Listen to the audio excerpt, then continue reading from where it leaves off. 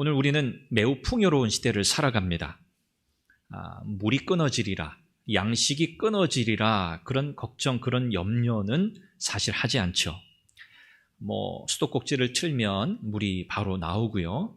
또 가까운 마트에 가면 음식거리들, 먹을거리들이 사실은 넘쳐날 정도로 풍족한 그런 시대를 살아가고 있습니다. 오늘 우리는 매우 끔찍한 상황을 오늘 본문을 통해서 마주하게 됩니다. 다름 아닌 바로 죽음이라고 하는 공포와 두려움의 현장입니다. 오늘 이 열왕기상의 배경이 되는 이 시대, 북이스라엘의 아합이 다스리던 때입니다. 아합은 여러분 기억하시는 것처럼 이스라엘의 역대 왕 중에서 우상숭배의 대표자로 여겨지는 왕이죠. 아합, 이세벨 하면 이 두 부부가 이 이스라엘에 미친 이 악이라고 하는 것은요, 엄청납니다. 이스라엘 전체를 우상숭배로 몰아넣었던 아주 악한 왕, 패역한 왕, 그가 바로 아합이었죠. 이 아합은 이 우상숭배를, 여기서 특별히 우상은 바알을 가리킵니다. 이 바알 숭배를 국가 정책으로 삼을 만큼 이스라엘 전체를 매우 어지럽게 했던 사람입니다. 그래서 하나님을 신실하게 믿고 믿음을 지키려고 했던 많은 사람들을 탄압하고 그들이 삶의 터전을 떠날 수밖에 없게 만드는 이런 굉장히 강력한 탄압 정책을 펼쳤던 왕이죠. 한마디로 영적인 암흑기라고 할 수 있습니다.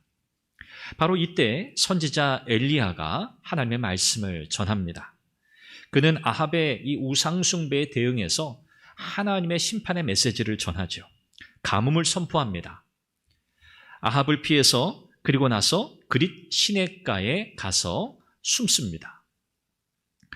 하나님은 이 숨어있는 이 엘리야를 살리시기 위해서 까마귀를 통해서 음식을 공급하게 하십니다. 이 까마귀라고 하는 새는 부정한 새였습니다.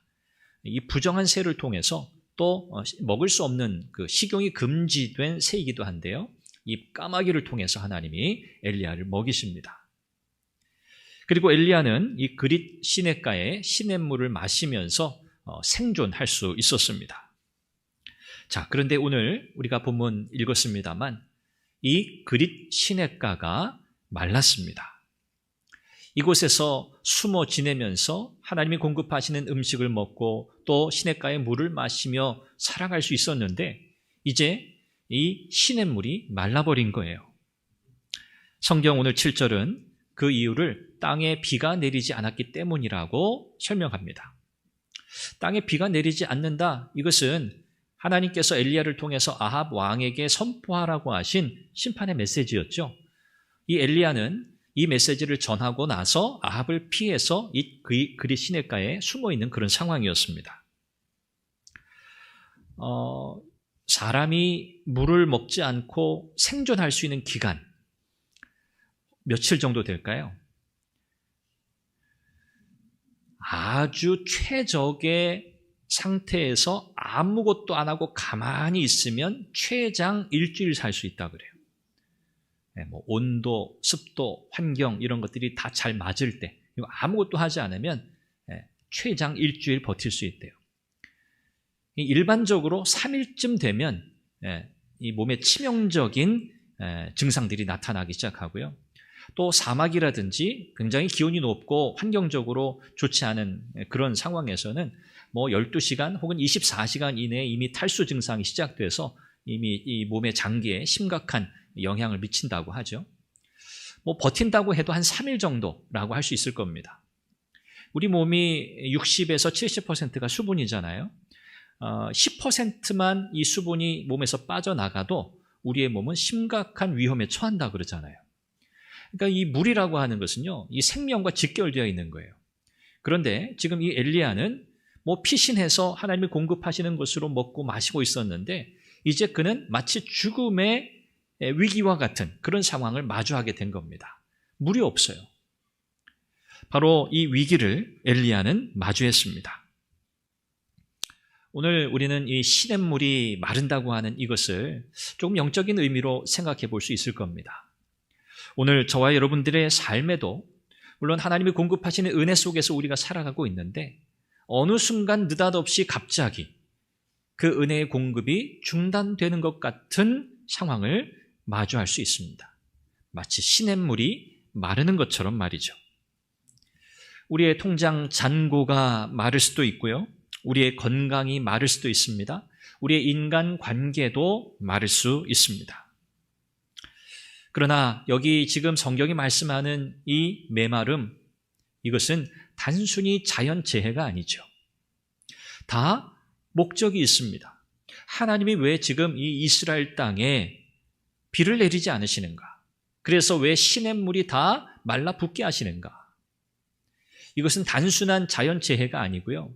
이 우상숭배로 팽배하고 온 나라 전체가 하나님을 대적하고 있던 이 당시 이 이스라엘 향해서 이 우주 만물을 다스리시는 전능하신 하나님, 우리가 진정으로 섬겨야 할 그 하나님이 어떤 분이신지를 드러내 보이시는 분명한 하나님의 목적을 담고 있는 메마름이었습니다. 이를 통해서 당시 이스라엘 백성들이 하나님 대신 의지하고 있는 것이 무엇이었는가? 그들은 하나님 의지하지 않았어요. 그러나 그들은 다른 것을 의지했습니다. 그게 바알입니다. 그게 우상입니다. 하나님은 이 메마름을 통해서 이스라엘 백성들이 의지하던 그 헛된 바알이라고 하는 우상을 여지없이 폭로하시는 그 수단으로 삼고 계시는 거죠. 엘리야의 입장에서는 이제 마실 물이 없으니 어떻게 생존해야 하는가? 정말 죽음의 사투를 마주한 셈과 같습니다. 그런데 하나님은 이 엘리야를 사르밧의 한 과부에게로 보내십니다. 엘리야를 살리시는 거죠. 그냥 그 그릿 시냇가에서 머물러 생존할 수 없습니다. 물이 없기 때문이죠. 하나님은 엘리야의 거처를 옮기시면서 하나님이 어떻게 그 인생의 참된 생명의 주인이시며 공급자가 되시는가를 분명하게 경험하게 하십니다. 오늘 이 본문의 말씀을 통해서 우리는 하나님께서 우리 인생의 참된 공급자가 되신다라고 하는 이 사실을 세 가지 면에서 함께 살펴보고자 합니다. 첫 번째는 누가 우리의 참된 공급자가 되시는가라는 질문에 대한 답을 우리는 분명히 가져야 한다는 겁니다. 이것은 당시 이스라엘 백성들이 섬기던 우상의 실체를 폭로하는 방식으로 하나님이 말씀하셨습니다. 당시 이 엘리야 시대 말씀드린 것처럼 이스라엘 전체가 우상 숭배로 들끓고 있었고요. 이것은 영적인 간음이었죠. 가나안의 신이었던 바알을 섬겼습니다. 폭풍의 신, 구름의 기수로 불렸던 이 바알이 비를 내린다는 거예요. 그래서 농사를 잘 되게 만든다는 거죠. 풍요의 신으로 생각했어요. 바알이 곡물과 생명을 주는 신이라고 믿었습니다. 그래서 바알을 숭배하지 않으면 비가 오지 않는다고 생각했어요. 곡물이 없으면 생명도 끝난다고 생각했던 거죠. 이것이 당시 바알 숭배의 핵심이었습니다. 바알이 우리의 생명줄을 쥐고 있다. 그거예요. 대단한 착각이죠. 그들의 생명은 누가 쥐고 있습니까? 하나님이시죠. 하나님이 그들의 생명줄을 쥐고 계시는데 이 헛된 이 바알이라고 하는 이 우상 따위가 이 이스라엘 백성들의 마음을 꽉 사로잡고 있었던 겁니다. 우상은 그저 단순하게 돌로 만든, 나무로 만든 그런 조각상이 아니에요. 결국 뭡니까? 이 바알 숭배에서 나타나는 것처럼 우리의 안전과 우리의 생명을 담보해 줄 수 있는, 우리의 인생을 보장해 줄 수 있을 것이라고 여기는 것은 무엇이든 바알이 되는 겁니다. 그게 뭐든. 그게 직장일 수도 있고요. 내 통장에 남아있는 잔고일 수도 있고요. 좋은 학벌, 스펙, 또 좋은 인간관계, 든든한 인맥, 이런 것들이 우리의 생명, 우리의 안전을 보장해 주리라 여긴다면 그것은 오늘 우리에게 바알이 되는 겁니다. 그래서 하나님은요, 이 바알 숭배에 푹 빠져있던 헛된 우상에 자기의 생명과 인생을 맡기며 살고 있던 이 이스라엘 백성들에게 하나님이 분명히 가르쳐 주시는 거예요. 그래서 하나님 택하신 방법이 뭡니까? 하늘 문을 닫으시는 거예요. 비를 내리지 않으시는 거예요. 당시 사람들은 비를 누가 내린다고 믿었다고요? 바알이요. 그런데 바알이 어찌 뭘 할 수 있겠어요? 그건 허상이에요. 실체가 아니에요. 그래서 하나님은 하늘문을 닫으셔서 온 세상 만물을 주관하시는 전능하신 하나님, 그분의 능력을 보여주시는 거예요. 이처럼 이스라엘의 가뭄을 선언하신 이유는요, 단순히 이스라엘의 이 부패함과 하나님을 향해서 이 패역한, 이 배은망덕한 이 행위에 대해서 그냥 벌 주시는 것, 그 차원이 아니고요. 당시 날씨와 비옥함을 주관하는 자가 바알이라고 믿었던 이 이스라엘 백성들에게 오직 하나님만이 그 일을 하실 수 있다는 것을 가르치시기 위함이었습니다. 하나님 이외에 다른 신은 없어요. 하나님만이 이런 일을 하실 수 있어요. 하늘 문을 여시는 분도 하나님이고 닫는 분도 하나님이세요. 살리는 분도 하나님이시고 죽이는 분도 하나님이세요. 우리는 이 고백을 가지고 살지 않습니까? 생사화복을 주관하신다. 우리 그런 고백 표현들 많이 하지 않습니까? 과연 우리는 그 고백대로 살고 있나? 우리의 생명, 우리 인생의 화, 복, 죽음까지도 그분의 손에 달려있다고 믿고 우리는 살고 있는가? 우리는 다시 한번 그 질문을 던져보게 됩니다. 오늘 하나님은 더 나아가서 엘리야를 당시 바알 숭배의 심장부였던 바로 사르밧으로 보내십니다. 이곳은 이세벨의 고향입니다. 이세벨의 고향이에요. 바알 숭배의 본거지, 그곳에서 하나님은 진짜 생명의 공급자가 누구이신지를 분명히 보여주시는 거죠. 하나님께서 때로 우리의 인생에 시냇물을 마르게 하시는 이유가 뭘까? 오늘 이 본문을 통해서 볼 때에는 우리가 헛된 것을 의지하고 있을 때입니다.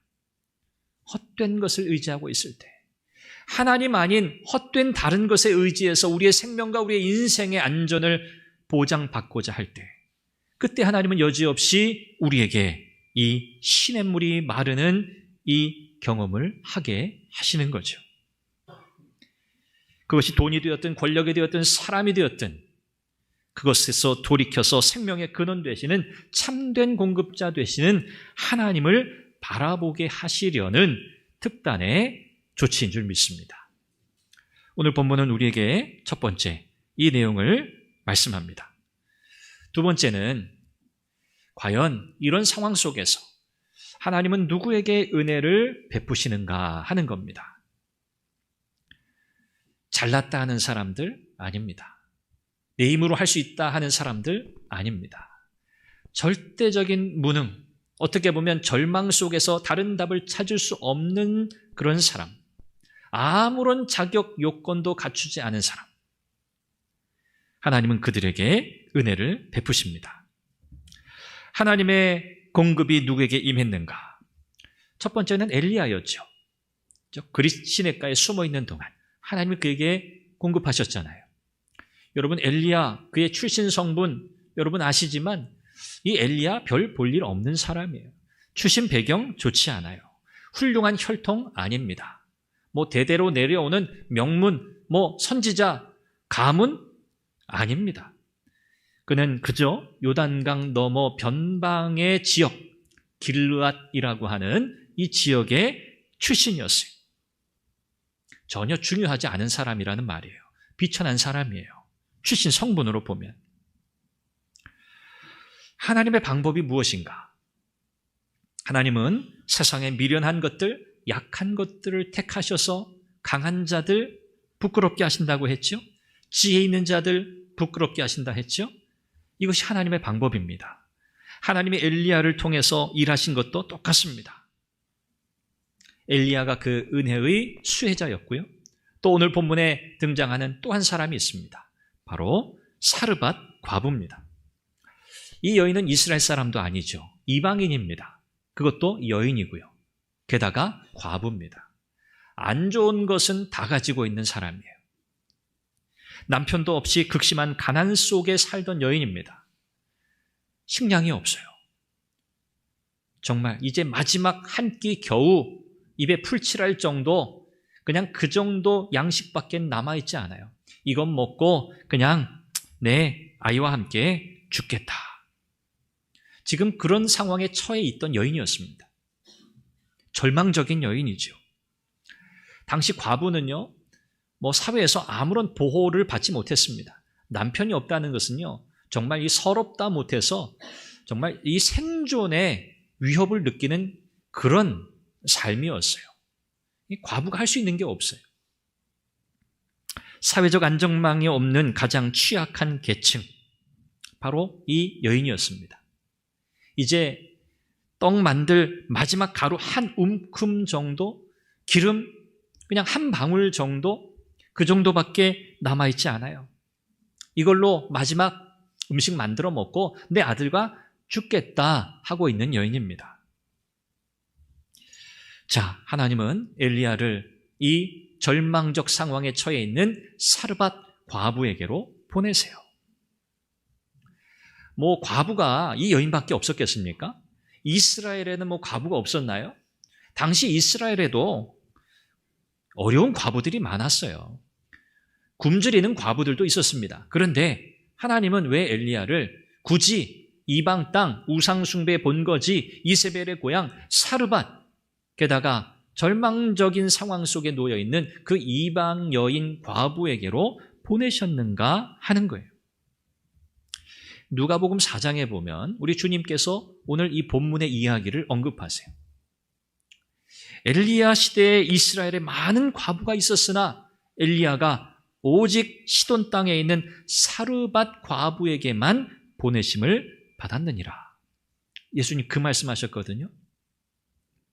왜 누가복음에서 예수님 그 말씀하셨을까요? 왜 사르밧 과부에게만 엘리야를 보내셨을까요?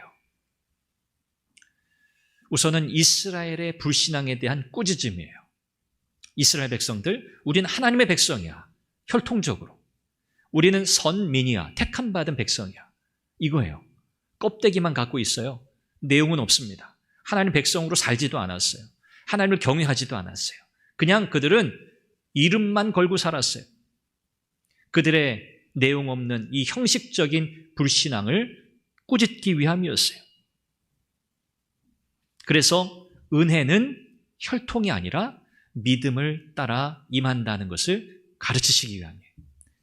은혜는 뭘 따른다고요? 믿음을 따른다. 하나님이 저와 여러분들에게 은혜를 주시는 것은요, 우리의 믿음을 따라 주시는 거예요. 이 믿음은 은혜의 통로예요. 두 번째는요, 이 누가복음에서는 사람들이 예수님 거부했거든요. 거절했거든요. 영접하지 않았어요. 하나님의 은혜는요, 거부하는 자에게 임하지 않아요. 어떤 자에게 임합니까? 갈망하는 자, 갈급한 자에게 임한다는 거예요. 이 사실을 보여줍니다. 이스라엘의 불신앙을 꾸짖고 이 이방 여인, 절망 중에 있는 전혀 중요해 보이지 않는 이 여인이 어떻게 하나님의 말씀에 순종할 수 있었는가? 절망 중에 하나님의 말씀에 순종한 이 여인의 이 믿음을 드러내시면서 상대적으로 이스라엘의 불신앙, 교만과 위선을 폭로하시는 거예요. 부유한 사람들, 권세 있는 사람들은 자기 힘으로 충분히 살 수 있다고 생각하겠죠. 그렇지 않겠습니까? 부족할 것이 있겠어요. 나라가 어렵다, 전쟁이 일어난다, 형편이 어렵다. 그래도 가진 사람들은 그런 걱정 특별히 하지 않을 겁니다. 교만이라고도 할 수 있겠죠. 그러나 오늘 성경을 보니까 정말 자격도 안 되고 가진 것도 없고 정말 처참할 정도의 삶을 살아가는 그들, 여러분 그들에게 생존에 대한 갈망이 없을까요? 가장 강렬한 생존 본능이 그들에게 있지 않겠습니까? 살고 싶다. 살고 싶다.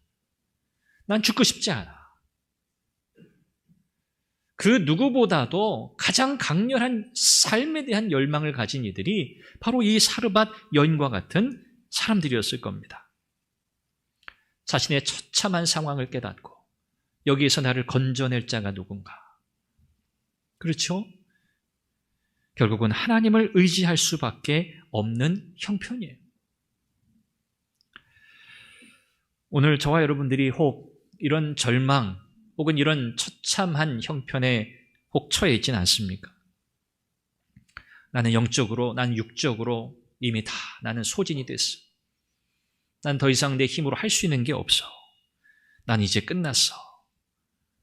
혹 그런 상황 가운데 있는 분들이 계십니까? 아니면 앞으로 우리가 그런 상황을 마주하게 될지도 모르지요? 뭐 살다 보면 이런 일도 있고 저런 일도 있다 하지 않습니까? 좋을 때도 있고 좋지 않을 때도 있고, 뭐 부유할 때도 있고 가난할 때도 있고, 뭐 형편이 안 될 때도 있고, 그렇죠. 우리의 삶의 상황은 너무나 다양하고 다르니까요. 그러나 어찌되었든 우리가 가장 밑바닥이라고 생각하는 그 순간에 처하게 된다면, 우리의 손에 정말 빈손 인생이 된다면 우리는 과연 어떻게 될까? 팀 켈러라는 목사님이 그런 한 적이 있어요. 내가 빈손일 때, 내가 빈손이라는 것을 인정하게 될 때, 그건 뭐예요? 내가 가진 게 없으니까요.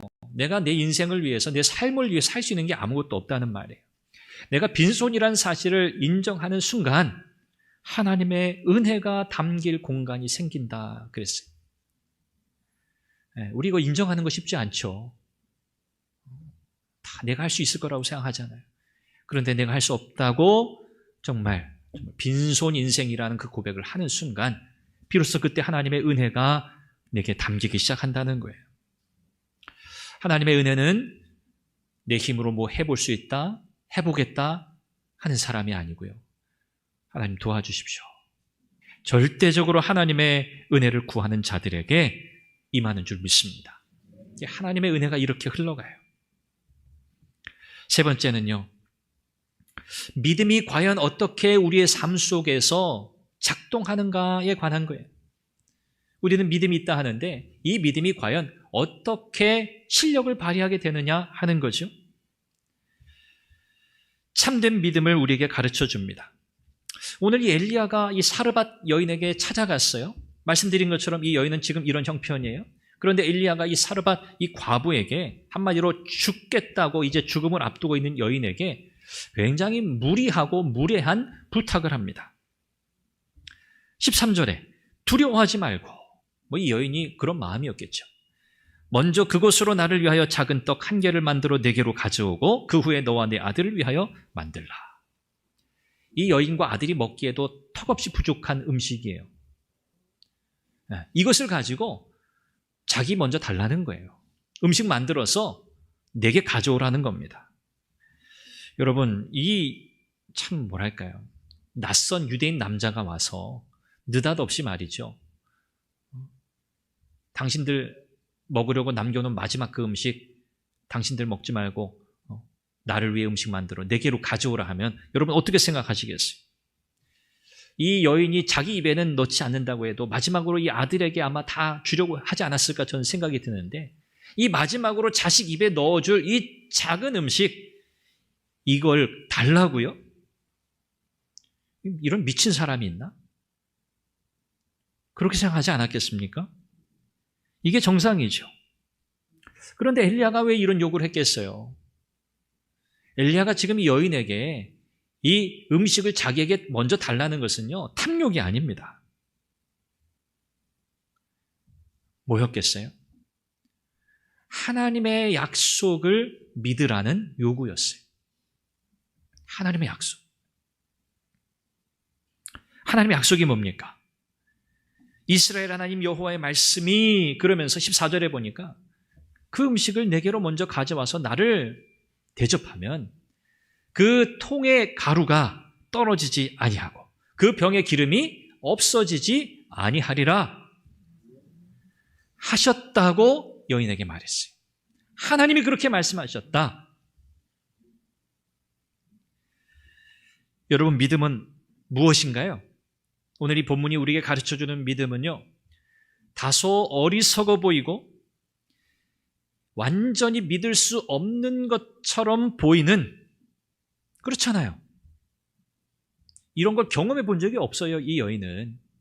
아니, 지금 통에 탈탈 털어도 가루 얼마 나오지도 않아요. 그런데 이 통의 가루가 떨어지지 않는다? 병의 기름 이제 한 방울 두 방울 나올까 말까예요. 그런데 이 병의 기름이 없어지지 않는다? 한 번도 경험해 본 적이 없는 거예요. 그런데 지금 엘리야는요, 그렇게 하라는 거예요. 이 여인이 하나님의 약속을 믿기를 기다리고 있어요. 여러분, 믿음은 그런 겁니다. 우리의 생각, 경험, 이성적 판단을 가지고 사리 분별해서 가능성을 잰 뒤에 가능성이 확실하다고 생각되는 순간 베팅하는 게 아니고요. 이건 난 잘 모르겠는데, 난 경험해 본 적이 없는데, 나 아무리 생각해도 이해가 안 되는데, 그럼에도 불구하고 그것이 하나님의 말씀이라고 할 때 그 하나님이 하신 약속이라면 거기에 그냥 내 모든 걸 거는 거예요. 그게 믿음이라고 오늘 성경은 우리에게 가르쳐줘요. 이 사르밧 과부는 결론적으로 어떻습니까? 엘리야를 통해 전달된 하나님의 약속을 믿었어요. 믿었습니다. 그리고 자신의 생명과도 같은 마지막 양식을 먼저 엘리야에게 내어 놓았어요. 그 결과는 뭐죠? 가뭄이 끝날 때까지. 기간이 어느 정도죠? 1개월입니까? 2개월입니까? 1년입니까? 2년입니까? 3년 6개월. 여러분, 상상이 안 되잖아요, 우리는 지금도. 그 긴 시간, 그 땅의 가뭄으로 수많은 사람들이 고통 가운데 굶주려 죽는 사람도 있었겠죠. 그런데 이 하나님의 약속을 믿은 이 여인의 집에는요, 가루가 끊이지 않아요. 기름이 끊어지지 않아요. 이 기적을 경험했어요. 사랑하는 여러분, 우리도 경험할 수 있습니다. 무엇이 있으면 돼요? 믿음. 하나님의 약속에 인생을 거는 믿음. 이 여인이, 여러분 생각해 보세요. 이 여인이 선택할 수 있는, 생존을 위해서 선택할 수 있는 선택지가 몇 개가 있었겠어요? 없습니다. 아무것도 없어요. 없어요. 세상에는. 돈도 없어요. 관계도 없어요. 집안에 먹고 살 수 있는 양식도 없어요. 제로입니다. 제로. 이 제로에서 이 여인이 선택할 수 있는 선택지는 딱 하나예요. 하나님이 어떤 분이신지 알았는지 몰랐는지 이 여인이 알았을까요? 이방 여인이. 하나님이 누구신지 잘 모르겠지만 이 하나님의 말씀이라고, 그러면 너 살 수 있다고 하는 그 말 밖에는 붙잡을 게 없는 거예요. 우리가 하나님의 약속을 붙잡는다는 건요, 이렇게 붙잡는 거예요. 다른 많은 선택지가 있는데 그 중에 이것도 할 수 있고 저것도 할 수 있는데, 그래 하나님 약속이니까 내가 한번 붙잡아 볼까? 이게 아니에요. 하나님의 약속만이 내 생존을 위한 유일한 옵션이에요. 그렇게 붙드는 게 믿음이에요. 우리가 도덕적인 결단, 맹신 이런 것으로 붙드는 게 아닙니다. 오늘 이 사르밧 과부처럼 자기가 가지고 있는 전부, 가장 소중한 것, 이것을 이 여인은 하나님께, 선지자를 대접함으로 하나님께 내어드린 거예요. 오늘 우리에게는 이 일이 어떻게 가능할 수 있을까요? 우리는 결국 복음으로 돌아가야 돼요. 예수 그리스도의 복음을 만나야 돼요.